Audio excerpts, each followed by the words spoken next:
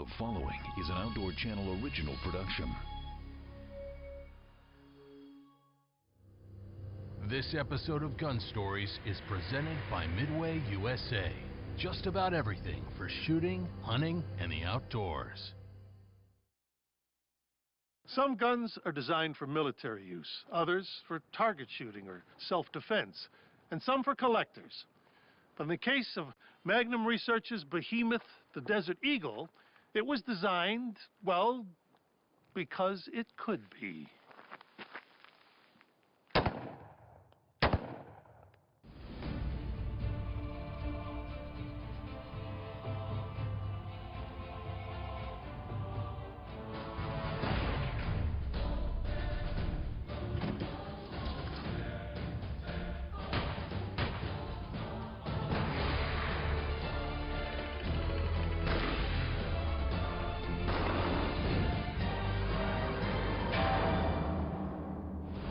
Gun Stories with Joe Mantegna.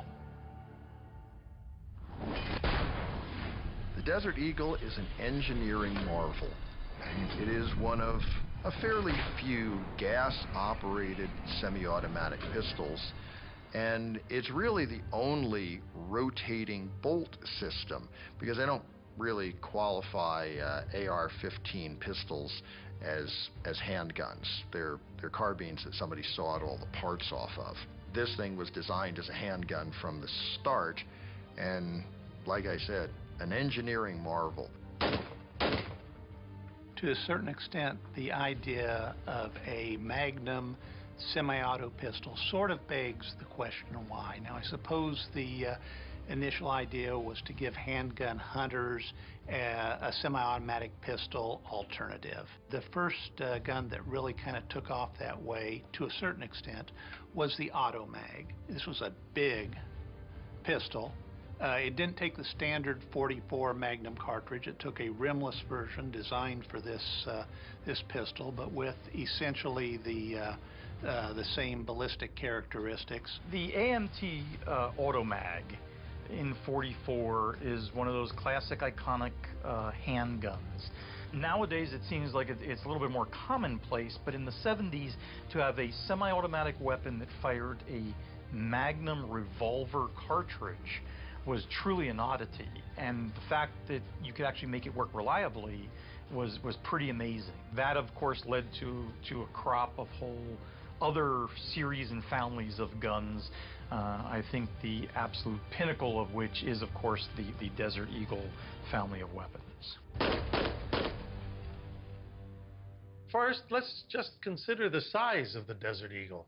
It weighs more than 4 pounds, so it would take 2 1911s or 3 Glock 19s to match the Desert Eagle's heft.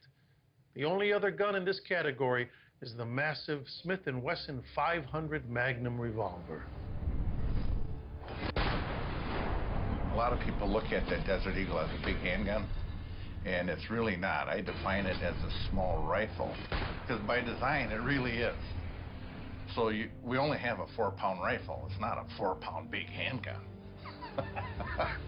Whenever you have something different, new, and unique like that, it does develop a certain iconic imagery, a certain following, that even if it's not the most practical thing in the world, there are going to be, die-hard fans that are just in love with it. So when you look at it, you automatically think M16, and it's all in somewhat of a heavy handgun, but it's still in a handgun package size firearm. Well, the .357 and the .44 Magnum version are actually fairly pleasant to shoot. The 50, on the other hand, the 50 Action Express, is a monster of a cartridge.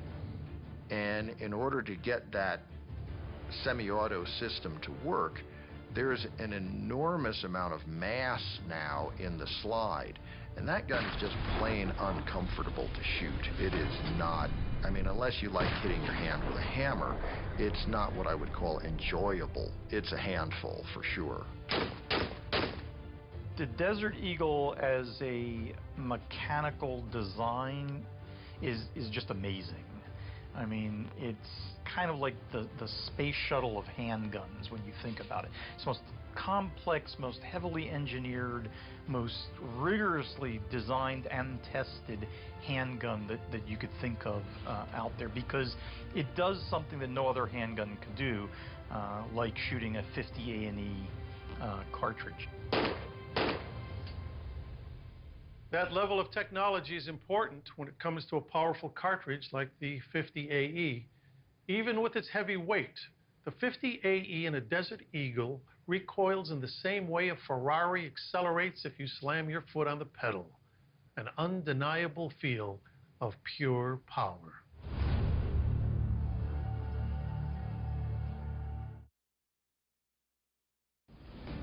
Gun Stories is brought to you by Midway USA. Just about everything for shooting, hunting, and the outdoors. And by Streamlight. Heroes trust Streamlight.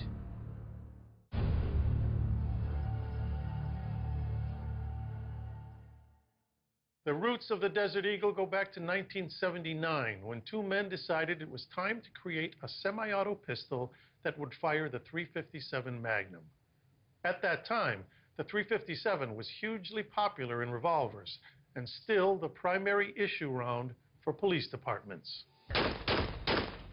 Jim Skildum and a couple of the early Magnum research guys started looking for an engineering / manufacturing firm to take that bar sketch design to reality. They searched all over the USA, could find nothing, and ended up in Israel. So that was Magnum Research's first subcontractor. They took that design and developed it into an actual firearm that was manufacturable and started to produce it. Let's step back and first, recognize that the Desert Eagle was an American design. It may have been refined by IMI, but it was not designed by IMI as, something that was protecting the motherland. It was never intended as a military firearm. It's way too heavy for that and doesn't really have a good application as a military firearm. However, when you want to market something like a firearm, to say that it's something that came out of Israel, that the IDF uses it, and things like that, would have been like in the 30s saying, oh, the Schmeisser's the best submachine gun around because the Wehrmacht, adopted it, because that's what a lot of people look at. The idea that some special operations group was going to be carrying around something in what might be termed a non-military caliber, the whole idea and concept of that as a military handgun is pretty laughable on its face. How anyone would believe that, I'm not sure. Working with the famous Israeli military industries, producers of the Uzi and the Galil, the design was perfected and brought to market in 1983 as the Desert Eagle, chambered in .357 Magnum. A .44 Magnum version, the first successful semi-auto in Dirty Harry's favorite caliber, arrived in 1986. The Desert Eagle started out as a .357 only in the Mark I configuration. But the one thing on the Desert Eagle from day one till now that has never changed is the frame. The frame today is exactly the same as it was on the very first Desert Eagle made. The Desert Eagle is unusual in that it's a gas-operated semi-automatic pistol. And there have been a lot of Desert Eagles over the years. Its claim to fame, of course, is the 50 Action Express being a big gun. But when you look at the original .44 Magnum and you look at the .357s that had different frame sizes, a guy could actually hold on to those. But it's kind of an unusual gun, and not a lot of guys wanted to buy them, so they went to a simple frame size. One frame size fits all. Well, 50 AE and .357 aren't the same. Probably shouldn't have the same frame size. But it's kind of become a cult classic. Everything's big, everything's fast, everything's strong. So all the springs in that gun, the extractor spring, the firing pin spring, the action springs, there's 4 of those in each gun, are heavy, strong springs.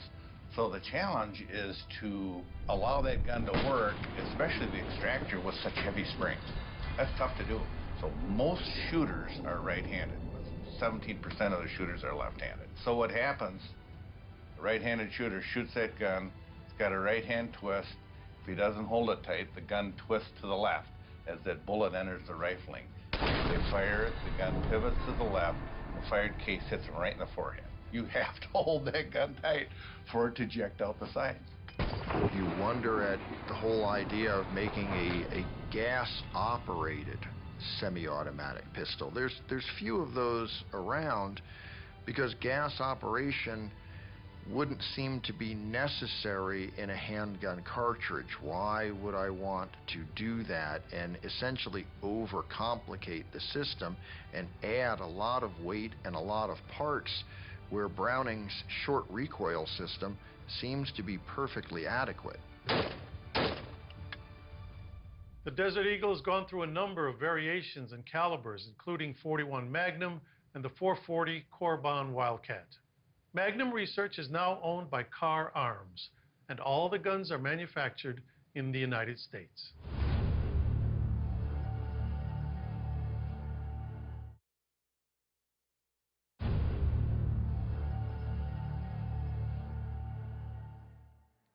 Probably everyone in the world who's played a video game is familiar with the Desert Eagle. The gun is enormously popular in the gaming world under lots of different names.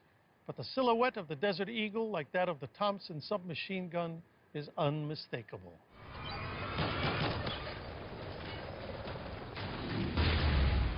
The reason that American popular culture knows about the Desert Eagle at all is not because they saw a guy at the range shooting one. No, it's because of video games.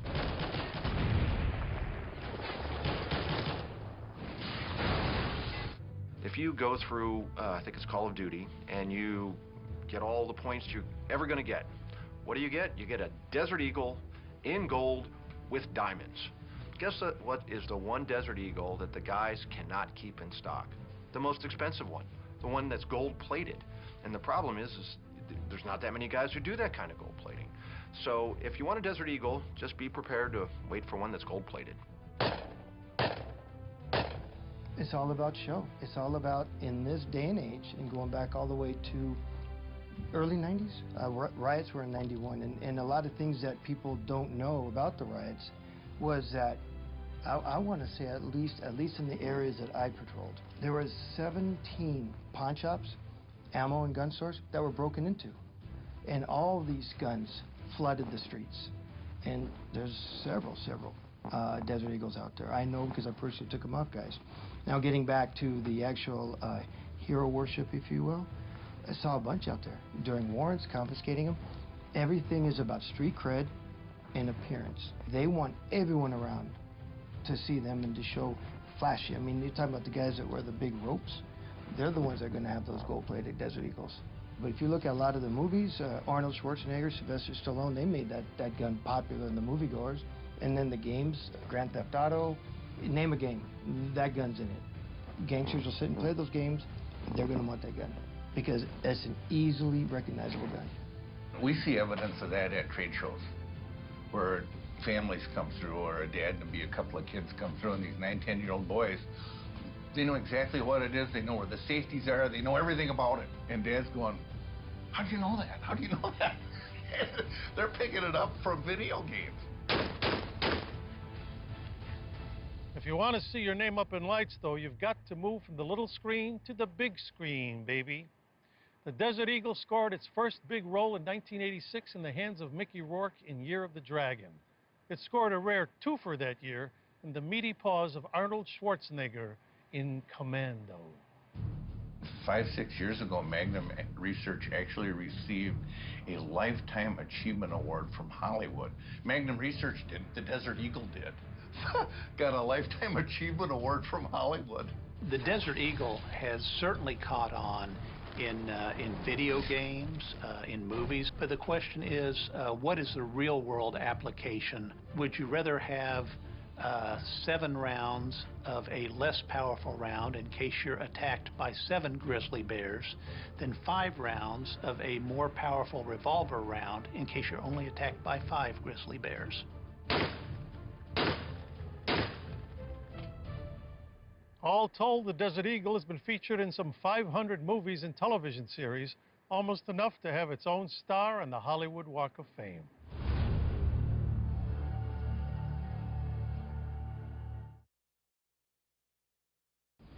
Gun Stories is brought to you by American Legacy Firearms. Continue your legacy. And by IWI US.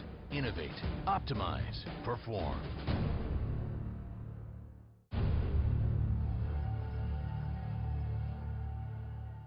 More than any other firearm, the Desert Eagle has managed to become a part of American popular culture. What other pistol boasts of a Playboy cover in the hands of no less than Pamela Anderson? Of course, Pamela's Desert Eagle was pink. Well, the gun is pretty massive, and it has a rather distinctive profile. The fixed barrel, the sheer size of the magazine well and hand grip. Most of them have relatively long barrels, 8 inches, compensators, etc. So just the massive size of the handgun in and of itself is an eye-catching feature.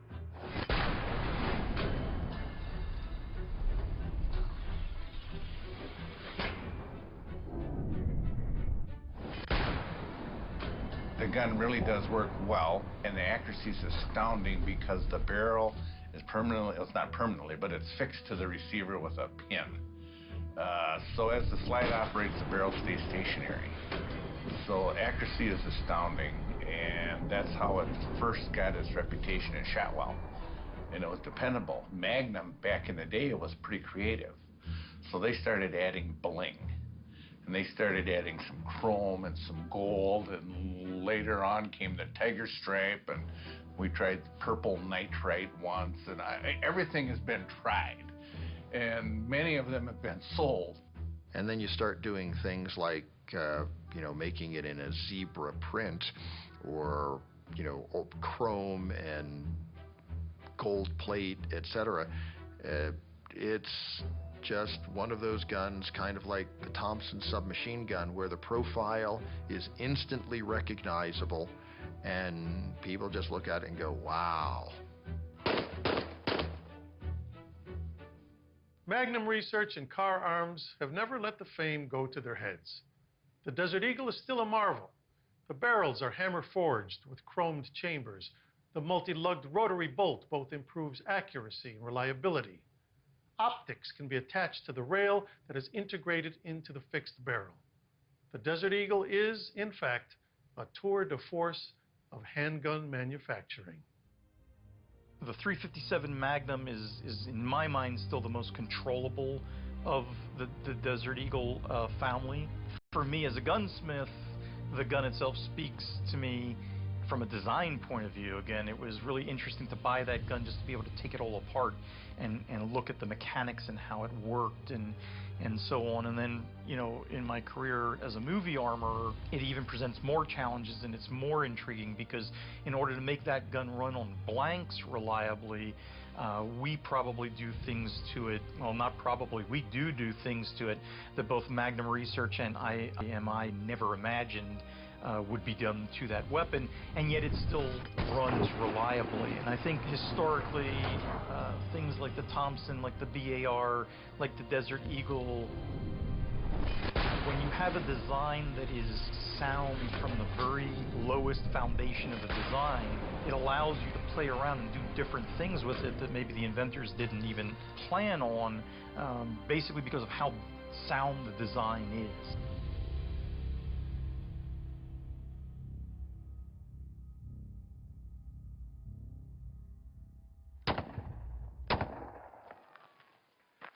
Let's be honest. The Desert Eagle and the 50 AE might not be everyone's cup of tea, but as we mentioned in our episode on big bore hunting revolvers, there's something undeniably seductive about being able to control this much power. Plus, what's more fun than a day at the range with a movie star?